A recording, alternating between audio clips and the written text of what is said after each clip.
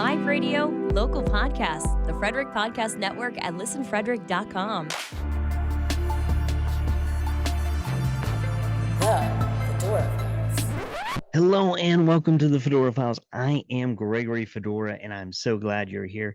Over the weekend, I was able to be at an event and tell some fun Snallygaster tales to some people who hadn't heard of the Snallygaster.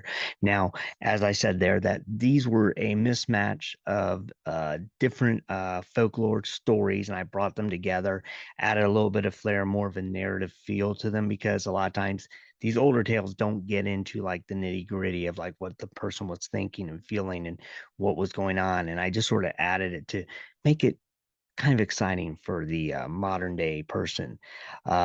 So I'm going to share some of those recordings because I recorded them at the event. So I'm going to share the tales I did there. There's two. We ran out of time to get into the others. I actually wrote 5, but we did 2 there, and I'm going to give you a third one now, and eventually I'll probably bring back the other 2. But this third one I was going to do there, but then we ran out of time, and some people wanted to hear it. So if you were at the event and you're now watching it, here you'll also find the third tale. But let's get started. Here's tales from the actual Sleepy Hollow Fall Festival. Enjoy. In the cold winter of 1734, Frederick Lauber, a skilled gunsmith from the Rhineland, which is Germany, in case you didn't know that, and his family settled on the rugged slopes of South Mountain in Maryland, which is that mountain right over there. It's on its way to Boonesboro. They were among the first wave of German immigrants seeking freedom in a life in the wilds of the New World. The land was unforgiving, but Frederick was determined. He built a sturdy log cabin for his wife Maria and their 2 children, Hans and Gretel, and soon set up his forge to craft the tools and weapons that would sustain them in the untamed land. But the wilderness held more than just the challenges of survival. The local indigenous tribes spoke in hushed tones of a creature that haunted this very mountain, a being they feared and revered in equal measure. They called it the Skilawajui, which translates to silent ghost, because it moves so swiftly.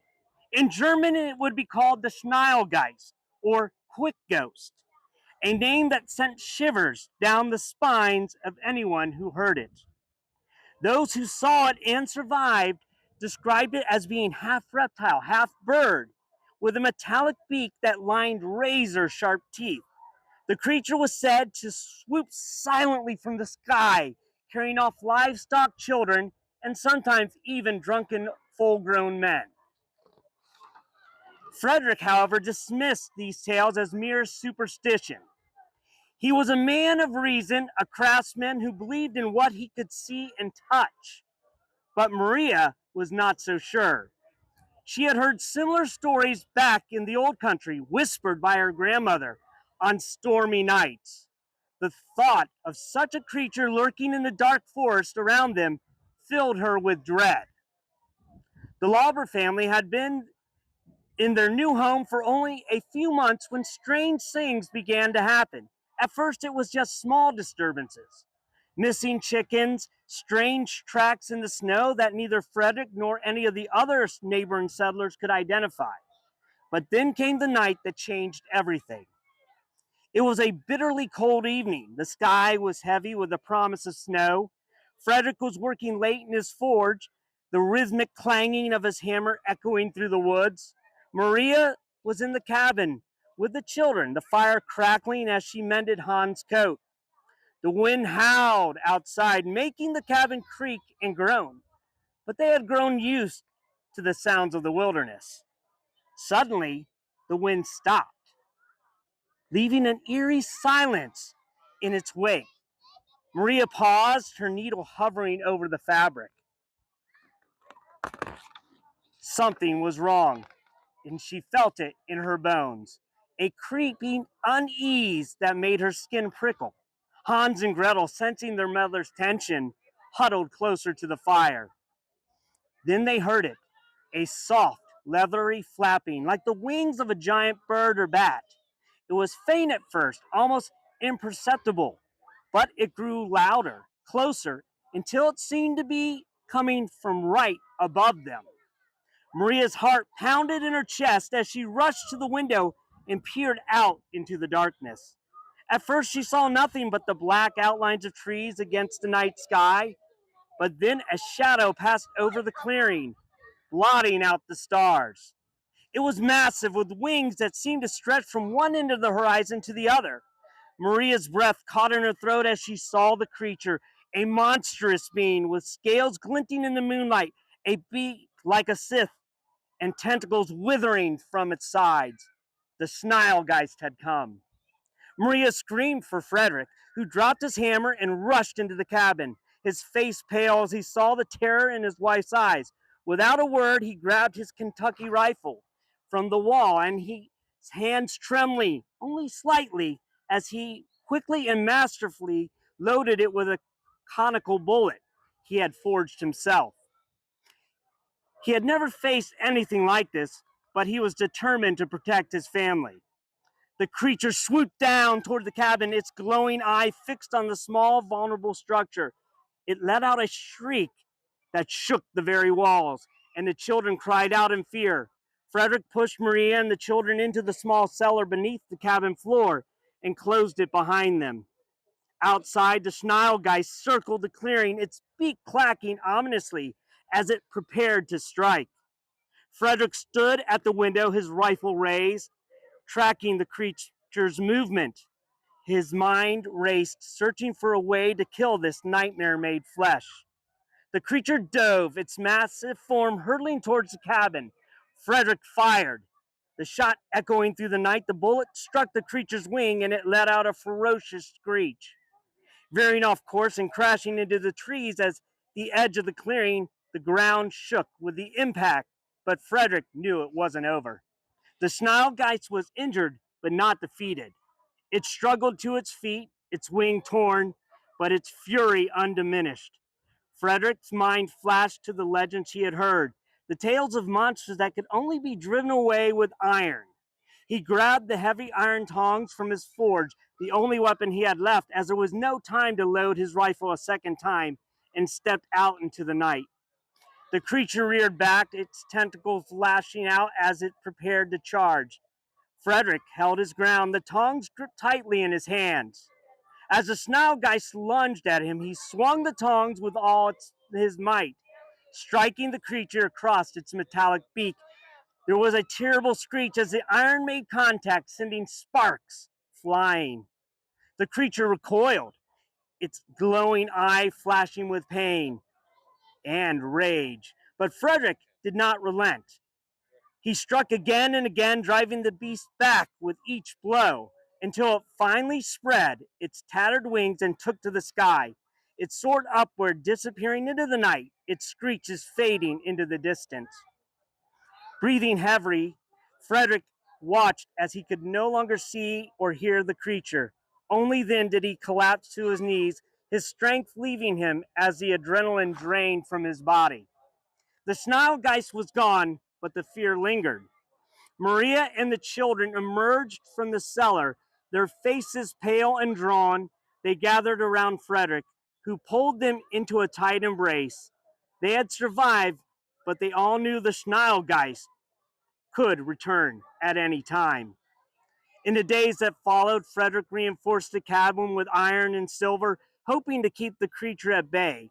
The stories of the Snallygaster spread among the settlers, who took to calling it by its English name, the Snallygaster.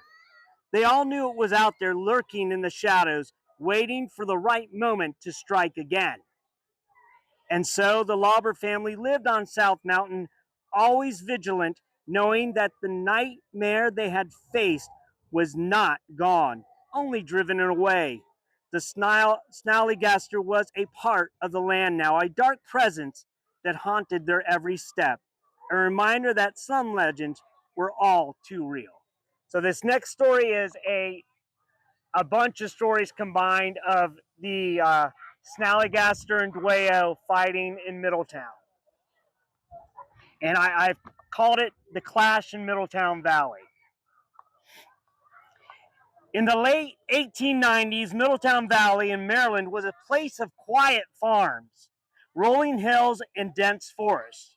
But beneath its peaceful exterior, a dark secret lingered, one whispered about by the oldest of locals who still remembered the tales their grandfathers had told. The valley was a battleground, not just for men, but for ancient creatures that stalked the night. The Snallygaster, a beast of terrifying legend, was said to have wings like a dragon, a single eye that glowed with an unworldly light, and a long, sharp beak lined with teeth. It prowled the skies searching for livestock, and sometimes, if the stories were true, for those unlucky enough to be caught alone in the dark. But the Snallygaster was not the only terror of the valley. The Dwayyo, also known as the hex wolf, a hawking wolf-like creature that stood on two legs, was said to roam the forests. It was ferocious, with eyes that glowed in a deep menacing red, and a howl that could curdle the blood of even the bravest of souls. The Dwayyo had been known to tear apart cattle with ease, leaving nothing but mangled remains in its wake. The two monsters had always avoided each other, and their territories were divided by an unspoken truce. But one cold autumn night, something changed.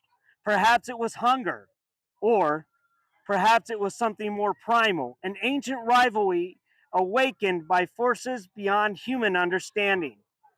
Whatever the reason, Middletown Valley was about to become the stage for a battle that would haunt the region for generations. It began with the howling of the Dwayyo, a sound that echoed through the valley and sent shivers down the spines of those who heard it. The farmers bolted their doors and whispered prayers, knowing that something terrible was coming. The howls grew louder, more frantic, as if the beast was searching for something. And then came the screech. The Snallygaster's cry split the night air, a sound so unnatural that it seemed to freeze time itself. High above the treetops, the creature circled, its single eye scanning the ground below. It was hunting, and its prey was not cattle or man, but something far more dangerous. The two beasts met in a clearing deep in the woods, so far from the eyes of any who might have lived to tell the tale. The Dwayyo emerged from the shadows, its fur bristling, its teeth bared in a snarl. The Snallygaster swooped down, its wings whipping up a gust of wind that sent leaves flying. The tension in the air was palpable, a collision of ancient forces about to be unleashed. With a tremendous roar, the Dwayyo charged. It moved with astonishing speed for something so large, its claws ripping into the earth as it leaped towards the Snallygaster. But the winged beast was quicker, lifting into the air just as the Dwayyo's jaw snapped shut where it had been moments before. The Snallygaster shrieked, diving down with its talons extended. It raked across the Dwayyo's back, tearing fur and flesh. The Dwayyo howled in pain, but did not falter. It swiped at the Snallygaster with its massive claws, catching one of its wings and sending the creature crashing to the ground. For a moment, the forest was silent, save for the ragged breathing of the two beasts. Then, with a snarl, the Dwayyo pounced. It was on the Snallygaster in an instant, its teeth sinking into the creature's neck. Blood, thick and dark, spilled into the forest floor, but the Snallygaster was not defeated. It lashed out with its beak, driving it into the Dwayyo's side. The wolf beast howled, releasing its grip, but not before the Snallygaster had torn a chunk of its flesh. The two creatures grappled, their snarls and screeches filling the night, each refusing to back down. The battle raged for what felt like hours. The ground around them had turned to mud, with their blood mingled with the earth. In the end, neither creature would claim victory. With a final, furious clash, they broke apart, each limping back into the shadows from whence they came, leaving behind a clearing littered with broken trees and splattered blood. The people of Middletown Valley awoke the next morning to an eerie stillness. The animals were quiet, the birds did not sing, and the unusual sounds of the forest were absent. Those brave enough to venture into the woods found the clearing, the signs of a great struggle evident, but no trace of the creatures remained. The Snallygaster and whale had vanished, retreating to their lairs to nurse their wounds and plot their next move. But the valley knew that they were still out there, lurking in the dark, waiting for the night when they would clash again. And so the people lived in fear, knowing that the monsters had been defeated. Not been defeated, only postponed. Okay, so those were two of the stories I told there, and I'm now going to tell you the third tale. This one is probably my favorite that I wrote, and it's based off of an event that happened in 1909 when Theodore Roosevelt found out about the Snallygaster. And I call this one The Secret Hunt. In the spring of 1909, the quiet valley of Middletown, Maryland was home to more than just farmers and laborers. Hidden deep in the woods, far from the watchful eyes of the law, three moonshiners, Tommy Doyle, Elias Brooks, and Frank Red McAllister, were brewing their illicit whiskey. Their still was tucked away in a remote hollow where they could work undisturbed. But in those shadowy woods, something far more sinister lurked. The locals had always whispered about the Snallygaster, a nightmarish creature said to haunt the region. With its leathery wings, metallic beak, and glowing hypnotic eye, the Snallygaster was the stuff of legend, a terror that, according to folklore, had been preying on the area for centuries. But to the moonshiners, these stories were nothing more than old wives' tales told to scare children and keep folks from venturing too deep into the woods at night. That all changed on a moonlit night in late March. The three men were hard at work when they noticed the eerie stillness that had settled over the forest. The usual night sounds, the chirping of crickets, the rustling of leaves, were gone, replaced by an oppressive silence. Red was the first to voice his unease, but before the others could brush off his concerns, a blood-curdling screech echoed through the trees. The Snallygaster descended upon them with the speed of a hawk diving for prey. Its wings blocked out the moonlight as it swooped down, talons outstretched. Elias barely had time to react before the creature grabbed him, lifting him into the air. His screams were cut short as the Snallygaster's beak tore into him, blood splattering the ground below. Tommy and Red ran, adrenaline propelling them through the dense underbrush. But there was no escape. The creature caught up to Red first, its talons slashing through his back and sending him crashing to the ground. Tommy didn't dare look back as he fled, but it was futile. The Snallygaster struck him down with terrifying precision, his body joining the others in the blood-soaked clearing. By morning, the news of the slaughter had spread, reaching even the highest offices in Washington, D.C. President Theodore Roosevelt, an avid outdoorsman and naturalist, was deeply disturbed by the reports. The Snallygaster was no mere legend. It was real, and it was a threat that could not be ignored. But Roosevelt also understood the implications. If word got out that such a creature existed, it could spark widespread panic, threatening the stability of the nation. People would begin to fear the untamed wilderness. The tales of other creatures, perhaps even worse than the Snallygaster, could emerge, fueling hysteria. Roosevelt knew he had to act, but he had to do so in secret. Under the guise of a hunting trip, Roosevelt traveled to Middletown with a small, trusted team. They made their way to South Mountain, where the creature was rumored to have its lair. The locals were relieved that the president himself had come to deal with the threat, but were kept in the dark about the true nature of his mission. For days, Roosevelt and his men scoured the rugged terrain, tracking the beast. They found signs of its presence, deep gouges in tree trunks, the remains of half-eaten livestock, but the creature itself remained elusive. The tension was evident. Every rustle in the bushes, every shadow that moved, set their nerves on edge. Finally, late one night, they found it. The Snallygaster's lair was a dark, damp cave, high on the mountainside. Roosevelt positioned himself at the entrance, his rifle at the ready. The air was thick with anticipation. The only sound, the faint drip of water from the cave ceiling. Then, with the rush of wind and a shriek that sent shivers down their spines, the Snallygaster emerged. It was even more terrifying in the flesh, its wingspan immense, its single eye glowing with a malevolent light. But Roosevelt did not hesitate. The bullet struck true, hitting the creature square in the eye. The Snallygaster let out a final ear-splitting wail before collapsing to the ground, its massive body twitching as life drained from it. As Roosevelt stood over the fallen beast, he knew what he had to do. The Snallygaster could never be acknowledged, its existence too dangerous to reveal. He ordered his men to burn the body, reducing it to ashes that would be scattered in the wind, leaving no trace behind. The locals were told that Roosevelt had taken down a particularly large bear, and that was the end of it. The newspapers wrote that the three moonshiners had met their fate when their distillery exploded, saying that creating such illicit ware as moonshine was truly the cause of their demise. This has been what locals have uneasily claimed to this very day.